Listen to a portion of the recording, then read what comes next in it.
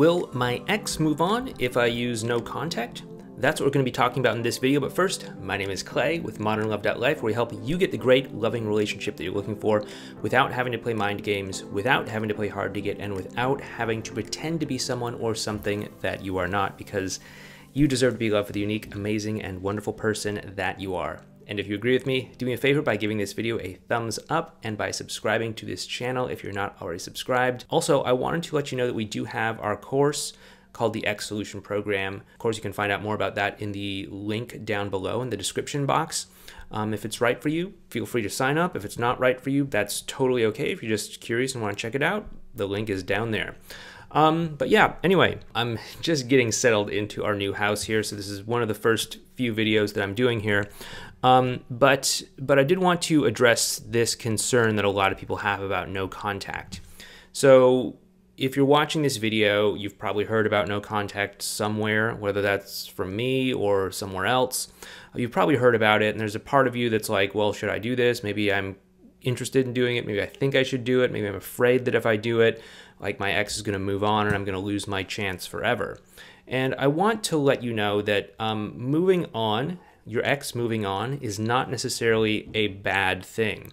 In fact, in a certain respect, we actually want our ex to move on. You know, we don't want to be interacting with our ex as they're heartbroken and devastated from the breakup, because we're not going to be really truly interacting with them emotionally on the ideal emotional level. We're actually going to be interacting with them while they are in a certain sort of, damage control mode. I mean, we'd call it the meltdown mode, but it's basically the same as damage control mode. And so that's not a great place to be interacting with someone in, especially if you're in damage control mode as well too. So we actually want our ex to move on emotionally so that they can be in an emotionally good place where they can have the space to connect with us and to actually get closer to us. And this is only going to happen once they have the space to actually move on. And no contact can be a great mechanism for them to actually start to move on, to come to peace with the fact that the breakup happened, that all the things have settled wherever they have settled, and to actually allow them to start to move on. Now, of course, I know that's probably not what you're primarily concerned about when you say you're worried that your ex is going to move on. You're probably concerned that your ex is going to start dating someone else and fall in love with that person, and then your window of opportunity is going to be closed forever. And okay, this can be a legitimate concern here. However, let's talk about this. First of all, if your ex starts a new relationship with someone else, if they start dating someone or even get into a committed relationship with someone else, that is probably going to be a rebound relationship.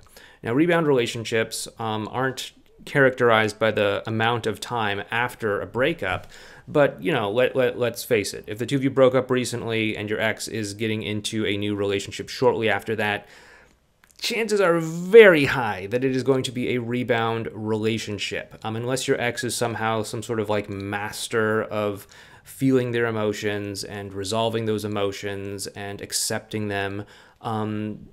They're probably going to be in a rebound relationship. Yeah, don't worry about that. We have a whole playlist on rebound relationships. If you want to learn more about them and a lot of the dynamics that happen in rebound relationships, please feel free to check out that playlist right up there in a video card. But let's just say that probably 99 times out of 100, your ex is going to be in a rebound relationship.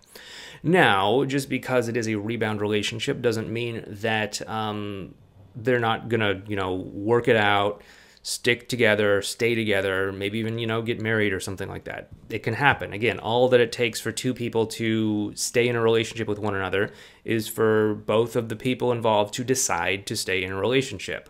And if both of them are deciding to stay together, then okay, they can be in a relationship. It's not necessarily going to be a great relationship. It's not going to mean that they're dealing with their emotions and expressing their emotions in the best possible way, but there they are in a relationship.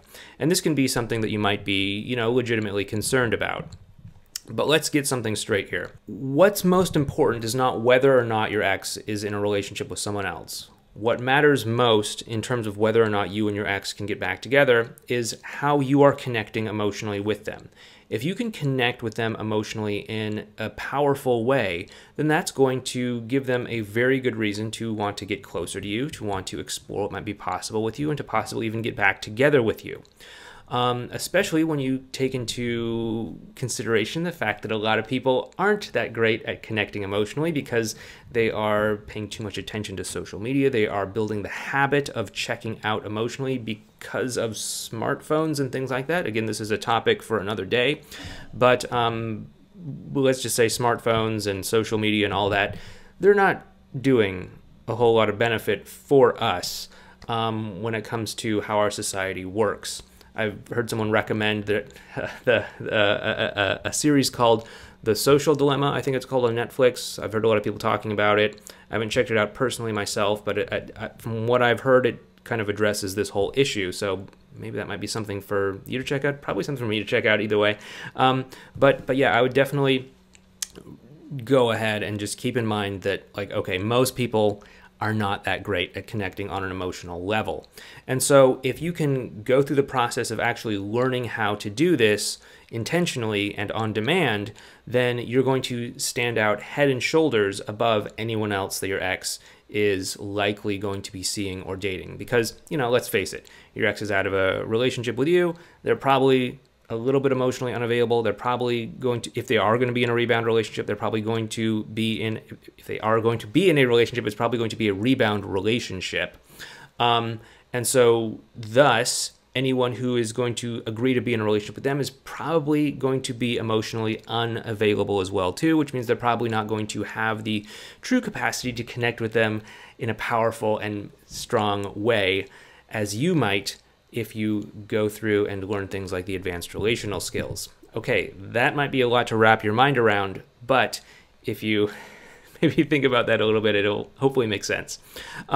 So what we want to do is we want to focus on the quality of the connection between us and our ex. That is the most important thing that you should be focusing on, you know, through this whole process, regardless of anything else that's going on, especially regardless of whether or not your ex is in a relationship with someone else or dating someone else or, you know, moving on because you did no contact.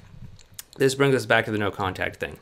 Now, if you've watched my videos before, you know that I don't believe that everyone needs to do no contact. This is a little bit against the grain of maybe what you've heard from other people, but not everyone needs to do it. The only reason you should be doing no contact is if you being in contact with your ex is doing more harm than good to the interaction.